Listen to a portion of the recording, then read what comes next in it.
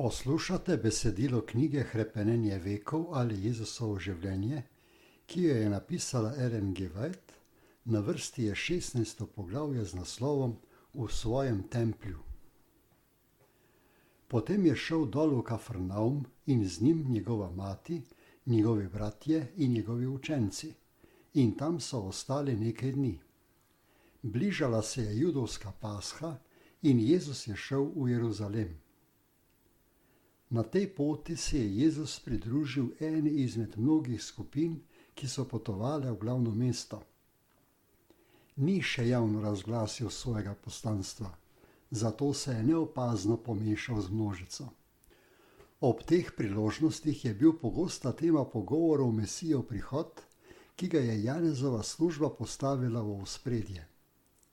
Z vnetjem navdušenjem so se pogovarjali o upih na ponovno narodovo veličino. Jezus je vedel, da se bodo ti upi izneverili, ker so bili utemeljeni na napačnem razlaganju svetih spisov. Z globoko resnostjo je ljudem razlagal prerokovanja in jih poskušal spodbuditi k globljemu preiskovanju Božje besede. Judovski voditelji so učili ljudstvo, da bodo v Jeruzalemu poučeni, kako naj častijo Boga. Tam se je v pashalnem tednu zbralo mnogo ljudi iz vseh krajev Palestine in celo iz najbolj oddaljenih dežel. Tempeljsko dvorišče je bilo napolnjeno s pisano množico. Mnogi niso mogli pripeljati živali za daritve, ki jih je bilo treba darovati kot simbol velike daritve. Zanje so poskrbeli tako, da so lahko kupili živali v zunanjem tempeljskem dvorišču. Tu so se zbirali ljudje vseh slojev, da bi si priskrbeli darove. Tam so tudi menjali tuji denar za tempeljske kovance. Vsak Jud je moral letno plačati pol sekla kot odkupnino za svoje življenje. Tako zbrani denar so uporabljali za vzdrževanje templja. Poleg tega so bile velike vsote priložene kot prostovoljni dar, da so bile shranjene v tempeljsko zakladnico. Zato so morali ves tuji denar zamenjati za tako imenovani tempeljski sekel, ki je bil sprejet za službo v svetišču. Menjava denarja je ponujala priložnost za goljufanje in odiranje, tako da je to preraslo v sramotno kupčijo, ki je bila vir zaslužka za duhovnike. Trgovci so zahtevali pretirane cene za živali, ki so jih prodajali, dobiček pa so delili z duhovniki in starešinami, da so se vsi bogatili na račun ljudstva. Vernike so učili, da Božji blagoslov ne bo počival na njihovih otrocih in poljih, če ne bodo darovali daritev. Tako so lahko za živali zahtevali visoko ceno, ti ljudje, ki so prišli oddaleč, se niso hoteli vrniti domov, ne da bi opravili službo, zaradi česar so prišli. Med pasho so darovali mnogo daritev, zato je bil promet velik. Nastali trušč je bil bolj podoben živinskemu sejmu, kakor pa svetemu Božjemu templju. Slišalo se je lahko pogajanje kupcev in prodajalcev, mukanje goved, blejanje ovac, gruljenje golobov, pomešano z žvenketanjem denarja in jeznimi pripiri. Zmešnjava je bila tako velika, da je vznemirjala vernike, besede, ki so bile poslane najvišjemu, pa so se izgubljale v trušču, ki je vdiral v tempelj. Judje so se izredno ponašali s pobožnostjo. Veselili so se templja, vsako besedo zoper njega pa so imeli za bogokletje, posebno strogi so bili pri upravljanju obredov v njem. Ampak ljubezen do denarja je bila močnejša od njihove obzirnosti. Niso se več zavedali, kako daleč so odtavali od prvotnega cilja službe, ki jo je vzpostavil sam Bog. Ko je Gospod stopil na goro Sinaj, je ta prostor posvetila njegova navzočnost. Mojzesu je bilo ukazano goro ograditi in jo posvetiti. Slišali pa so tudi Gospodovo besedo, ki jih je posvarila. Varujte se stopiti na goro ali se dotakniti njenega vznožja. Kdorkoli se dotakne gore, naj bo usmrčen. Naj se ga ne dotakne roka, temveč naj bo posut s kamenjem ali strelicami. Naj se bo žival ali človek, naj ne ostane živ. Tako je bil podan nauk, da je svet vsak prostor, kjer je Bog navzoč. Področje okoli templja so morali imeti za sveto, zaradi težnje po dobičku pa je bilo vse to pozabljeno. Duhovniki in starešine so bili poklicani za božje predstavnike pred ljudstvom in bi morali odpraviti zlorabo tempeljskega dvorišča. Ljudstvo bi morali dati zgled poštenosti in usmiljenja. Namesto skrbi za svoje koristi bi morali upoštevati razmere in potrebe vernikov ter biti pripravljeni pomagati tistim, ki niso mogli kupiti zahtevane daritve. Toda tega niso naredili. Lakomnost je zakrknila njihovo srce. Na to praznovanje je prihajalo mnogo nesrečnih, revnih in žalostnih. Med njimi so bili slepi, hromi, gluhi. Nekatere so nosili na nosilih. Nekateri so bili tako siromašni, da niso mogli kupiti niti najskromnejše daritve za Gospoda, niti hrane za potešitev lakote. Trditve duhovnikov so jih hudo prizadele. Hvalili so se s pobožnostjo, imenovali so se varuhi naroda, ampak v njih ni bilo sočutja ali usmiljenja. Reveži, bolni in umirajoči so jih zaman prosili za pomoč. Njihovo trpljenje ni v srcih duhovnikov vzbudilo nikakršnega sočutja. Jezus je stopil v tempelj in opazoval ves prizor. Videl je nepoštene kupčije. Opazil je žalost revežev, ki so mislili, da ne morejo dobiti odpuščanja grehov brez prelitja krvi darovane živali. Videl je zunanje tempeljsko dvorišče spremenjeno v prostor brezbožne trgovine. Sveti prostor so spremenili v ogromno menjalnico. Jezus je dojel, da je treba nekaj narediti. Ljudstvu so bili vsiljeni mnogi obredi, ne da bi bilo pravilno poučeno o njihovem pomenu. Verniki so darovali daritve, niso pa vedeli, da te predstavljajo edino popolno daritev. Sedaj je stal tu on, kogar so simbolizirale, vendar ga niso spoznali in počastili. On je bil ta, ki je dal navodila za daritve. Poznal je njihov simbolični pomen in videl, kako so bile sedaj popačene in napačno dojete. Duhovna razsežnost bogoslužja je skoraj popolnoma izginila. Nikakršna vez ni več povezovala duhovnikov in starešin z Bogom. Kristusova naloga je bila vzpostaviti popolnoma drugačno bogoslužje. Kristus je stal na tempeljskem pragu in s preiskovalnim pogledom opazoval prizor pred seboj. Njegovo preroško oko je gledalo v prihodnost, ampak videl je ne samo leta, temveč tudi stoletja in tisočletja. Videl je, kako bodo duhovniki in voditelji sprevračali pravice ubogih in prepovedali oznanjati evangelij revežem. Videl je, kako bodo Božjo ljubezen skrivali pred grešniki in trgovali z njegovo milostjo. Medtem ko je opazoval ta prizor, so se na njegovem obrazu kazali prizadetost, oblast in moč. Pozornost ljudstva se je obrnila nanj. Oči vseh, ki so se ukvarjali z brezbožno kupčijo, so se ustavile na njegovem obrazu. Niso mogli umakniti pogleda. Čutili so, da ta človek bere njihove najgloblje misli in odkriva njihove skrivne spodbude. Nekateri so se poskušali pokriti obraz, kakor da bi bila na njem napisana njihova slaba dejanja, da jih ne bi prebrale te preiskujoče oči. Zmešnjava se je polegla. Prenehal je žvenket denarja in umolknil glas pogajalcev. Tišina je postala moreča. Navzoče je prevzel občutek strahospoštovanja. Zdelo se jim je, da so se znašli pred Božjo sodbo in morajo odgovarjati za svoja dejanja.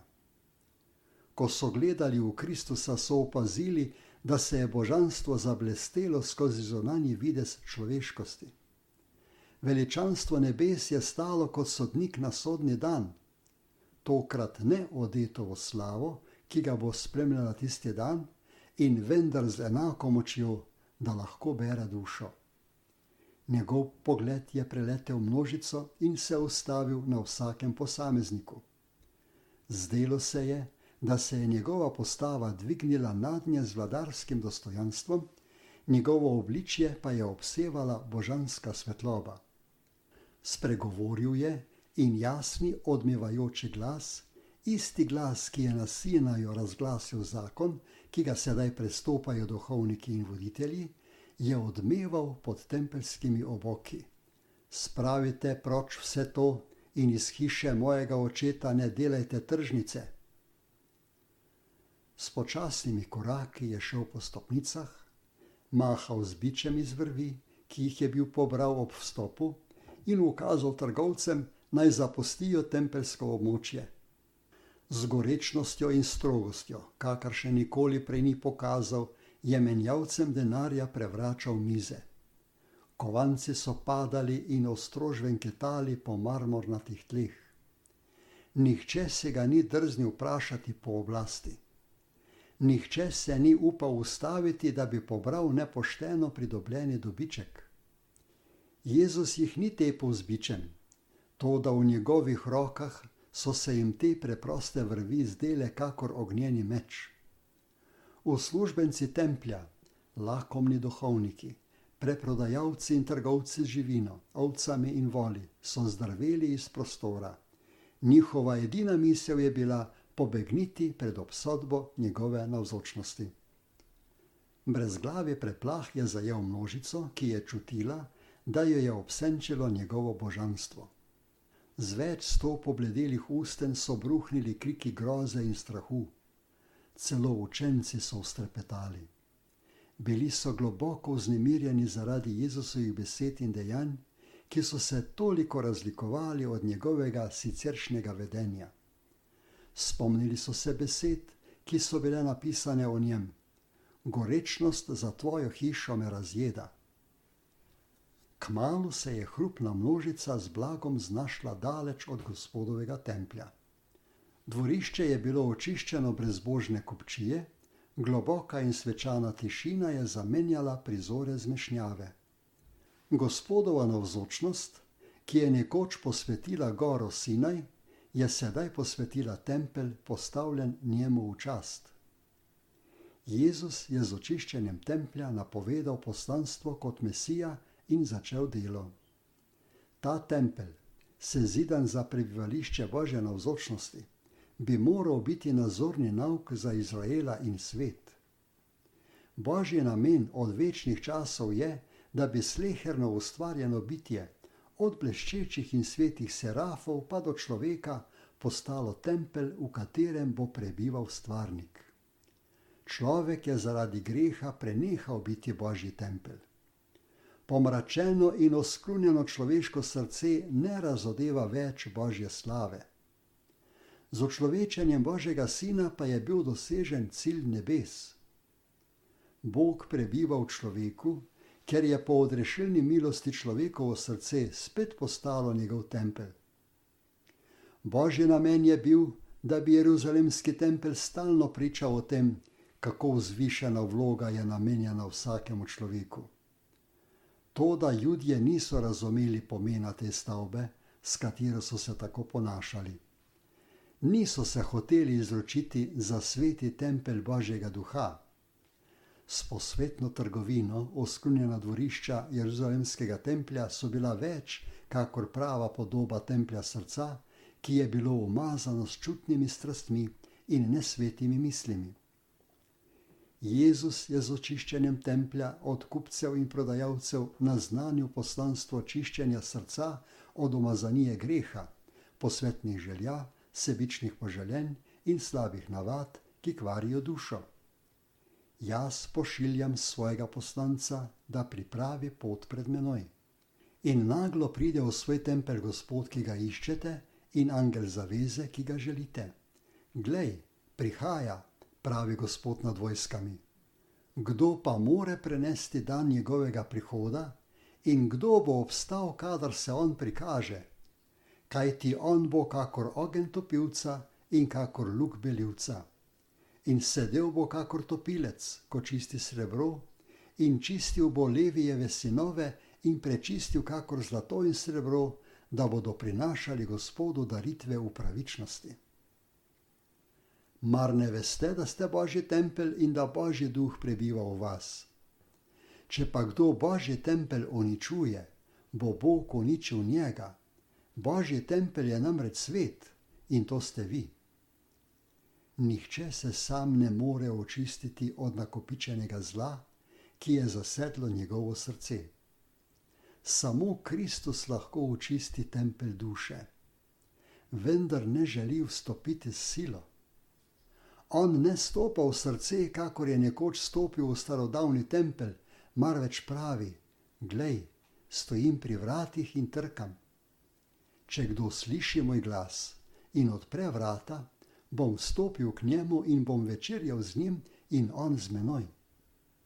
Ne želi priti le za en dan, kaj ti pravi: prebival bom med njimi in med njimi bom hodil, jaz bom njihov Bog in oni bodo moje ljudstvo. Zopet se nas bo usmilil, pod noge si bo vrgal našo krivdo, v globočino morja vse naše grehe. Njegova navzočnost bo očistila in posvetila dušo, da bo lahko sveti tempelj Gospodu, Božje bivališče v duhu. Duhovniki in starešine so premagani od strahu pobegnili iz templja pred preiskojočim pogledom, ki bere srca. Med begom so srečevali ljudi, ki so prihajali v tempelj in jim ukazali, naj se vrnejo, ter jim povedali, kar so videli in slišali.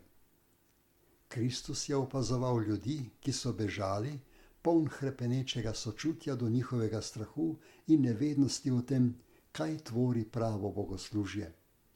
V tem prizoru je gledal simbol razkropitve vsega judovskega ljudstva zaradi njihove grešnosti in zakrknjenosti. Zakaj so torej duhovniki pobegnili iz templja? Zakaj niso zagovarjali svojega početja? Oditi jim je ukazal nekakšen tesarjev sin, revni Galilejec, brez zemeljskega položaja ali oblasti. Zakaj se mu niso uprli? Zakaj so pustili dobiček, ki so ga tako pokvarjeno pridobili, in pobegnili na ukaz njega, čigar videz je bil tako skromen? Kristus je spregovoril s kraljevsko oblastjo, v nastopu in tonu glasu je bilo nekaj, čemur se ni mogla upreti nobena sila. Po besedah ukaza so kakor še nikdar poprej dojeli svoje pravo stanje, da so hinavci in roparji. Ko se je po Kristusovi človeški naravi zableščalo božanstvo, na njegovem obrazu niso videli le prizadetosti, temveč so dojeli tudi pomen njegovih besed. Počutili so se, kakor da stojijo pred prestolom večnega sodnika, ki nad njimi razglaša obsodbo za sedanjost in večnost. Za hip so bili prepričani, da je Kristus prerok, mnogi pa so verjeli, da je Mesija. Sveti Duh jih je spomnil na besede prerokov o Kristusu. Ali se bodo pokorili temu prepričanju? Niso se želeli spokoriti. Dojeli so, da je nastopila Kristusova naklonjenost do revežev.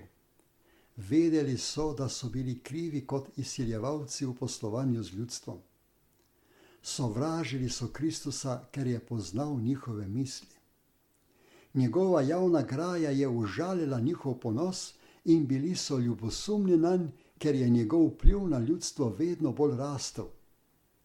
Sklenili so, da ga bodo vprašali o oblasti, s katero jih je nagnal ven in kdo mu jo je dal. Počasi in pazljivo, toda s sovraštvom v srcu so se vrnili v tempelj. Toda kako se je vse to spremenilo po njihovem odhodu? Ko so zbežali iz templja, so v njem ostali reveži. Ti so sedaj gledali v Jezusa, čigar obličje je izražalo ljubezen in naklonjenost. S solzami v očeh je spregovoril tem negotovim ljudem, zbranim okrog njega. Ne bojte se, rešil vas bom, vi pa me boste častili, kajti zato sem prišel na svet. Ljudje so se prerivali okrog Kristusa z resnimi in ganljivimi prošnjami. Učitelj, blagoslovi me. Njegovo uho je slišalo vsak vzdih. S sočutjem, ki presega sočutje nežne matere, se je sklanjal k majhnim trpinom. Vsakomur je izkazal pozornost. Vsakogar je ozdravil katerekoli bolezni, ki jo je imel. Usta nemih so se odpirala za hvalo, slepi so gledali zdravnikovo obličje, srca trpečih so se napolnila z veseljem. Kakšno odkritje so bili za duhovnike in tempeljske uslužbence glasovi, ki so jih slišali, ko so opazovali to veliko dejanje. Ljudje so pripovedovali o bolečinah, ki so jih pretrpeli, o neizpolnjenih upih, o mučnih dnevih in neprespanih nočeh. Ko je kazalo, da bo ugasnil še zadnji žarek upanja, jih je Kristus ozdravil. Moje breme je bilo tako težko, je povedal eden izmed njih, vendar sem našel pomočnika. On je Božji Kristus in jaz bom življenje posvetil službi njemu. Starši so govorili otrokom, on vam je rešil življenje, pojte mu hvalo in slavo. Glasovi otrok in mladine, očetov in mater, prijateljev in opazovalcev so se združili v zbor hvale in slave. Srca so se napolnila z upanjem in veseljem. V njihovo srce je prišel mir. Njihova duša in telo sta bila ozdravljena. Po vrnitvi domov pa so povsod pripovedovali o neprimerljivi Jezusovi ljubezni. Ti, ki so bili tako ozdravljeni, se ob Jezusovem križanju niso pridružili drhali, ki je kričala: križaj ga, križaj ga! Sočustvovali so z Jezusom, kajti občutili so njegovo veliko usmiljenje in čudovito moč. Vedeli so, da je njihov zveličar, ker jim je podaril telesno in duševno zdravje. Slišali so oznanjevanja apostolov in Božja beseda, ki je prišla v njihovo srce, jim je podarila tudi razumevanje Kristusovega poslanstva. Postali so prenosniki Božje milosti in posredniki njegovega zveličanja. Množica, ki je bila pobegnila iz tempeljskega dvorišča, se je čez nekaj časa počasi vrnila. Delno so se opomogli od strahu, ki jih je prevzel, toda njihovi obrazi so izražali neodločnost in plahost. Osupli so opazovali Jezusova dela in bili prepričani, da so se v njem izpolnila prerokovanja o Mesiju. Greh skrunitve templja je ležal predvsem na duhovnikih. Z njihovo privolitvijo je bilo dvorišče spremenjeno v tržnico. V primerjavi z njimi je bilo ljudstvo nedolžno. Jezusova veljava ga je prevzela, toda vpliv duhovnikov in voditeljev je bil mnogo večji. Ti so Kristusovo poslanstvo imeli za novotarijo in spodbijali njegovo pravico do vmešavanja v to, kar so dovolili tempeljski veljaki. Bili so užaljeni zaradi ukinitve trgovanja, zato so zadušili prepričevanje Svetega Duha. Duhovniki in voditelji bi morali prej kakor drugi v Jezusu prepoznati Gospodovega maziljenca. V rokah so imeli svete zvitke, ki so opisovali njegovo poslanstvo in vedeli, da je bilo očiščenje templja dokaz oblasti, ki je več kakor le človeška. Čeprav so močno sovražili Jezusa, se niso mogli znebiti misli, da on res utegne biti prerok, ki ga je Bog poslal obnoviti tempeljsko svetost.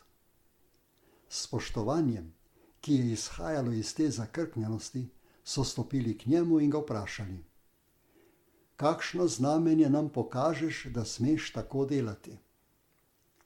Jezus jim je že pokazal znamenje. V luči, ki je zasvetila v njihovih srcih, in v dejanjih, ki jih je naredil pred njimi in jih mora delati Mesija, jim je podal prepričljive dokaze o svojem položaju. Ko pa so sedaj zahtevali znamenje, jim je odgovoril s prispodobo, s čimer je pokazal, da bere njihovo hudobno nakano in vidi, kam jih bo to pripeljalo. Podrite ta tempelj in v 3 dneh ga bom postavil. Te njegove besede so imele dvojni pomen. Ni govoril samo o uničenju judovskega templja in bogoslužja, temveč tudi o svoji smrti, o uničenju templja svojega telesa. Judje so to že načrtovali. Ko so se duhovniki in voditelji vrnili v tempelj, so predlagali, da umorijo Jezusa in se tako znebijo njega, ki jim dela težave. Ko pa jim je razkril njihov načrt, ga niso razumeli. Menili so, da se njegove besede nanašajo samo na jeruzalemski tempelj, zato so ogorčeno vzkliknili: 46 let so zidali ta tempelj, ti pa ga boš postavil v 3 dneh. Zdaj so menili, da je Jezus opravičil njihovo nevero, to pa je utrdilo njihovo odločitev, da ga zavržejo. Kristus ni načrtoval, da bi njegove besede razumeli neverni Judje, pa niti učenci ne v tem trenutku. Vedel je, da jih bodo njegovi sovražniki napačno razložili in jih uporabili proti njemu. Pri njegovem sojenju jih bodo podali kot obtožbo, na Golgoti pa so ga z njimi zasmehovali. Če pa jih bi že sedaj razložil učencem, bi to pomenilo seznaniti jih s svojim trpljenjem in jim prizadeti bolečino, ki je zdaj še ne bi mogli zdržati.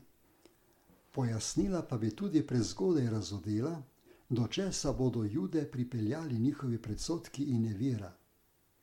Že so stopili na pot, po kateri bodo vztrajno hodili, dokler ne bo odpeljan kakor jagnjev zakol.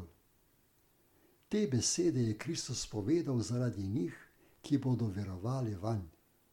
Vedel je, da bodo ponovljene. Ker pa so bile izgovorjene o prazniku Pashe, so prišle do ušes tisočev, ki so jih raznesli po vseh delih sveta. Po njegovem stajenju od mrtvih je bil pojasnjen njihov pomen. Za mnoge so postale prepričljiv dokaz njegovega božanstva. Niti Jezusovi učenci zaradi duhovne nevednosti pogosto niso razumeli njegovih naukov. Prihodnji dogodki pa so jim pojasnili mnoge teh naukov. Ko ni bil več z njimi, so te besede postale opora njihovemu srcu. Zveličarjeve besede, ki so se nanašale na jeruzalemski tempelj, podrite ta tempelj in v 3 dneh ga bom postavil, so imele globlji smisel, kakor pa so poslušalci dojeli. Jezus je bil temelj in živ model templja. Službe v njem so bile simbol daritve Božjega Sina. Duhovništvo je bilo vzpostavljeno, da bi predstavljalo Jezusov posredniški položaj in delo. Ves načrt daritvenih služb je nakazoval zveličarjev smrt za odrešitev sveta. Te daritve ne bodo imele več nikakršnega pomena potem, ko se bo uresničil veliki dogodek, na katerega so dolga stoletja kazale. Ker je bil ves obredni ustroj simbol Kristusa, brez njega ne bi imel nikakršne vrednosti. Ko so Judje zapečatili zavrnitev Kristusa, s tem, da so ga izročili v smrt, so zavrgli vse, kar je templju in njegovim službam dajalo smisel. Njegove svetosti ni bilo več. Obsojen je bil na uničenje.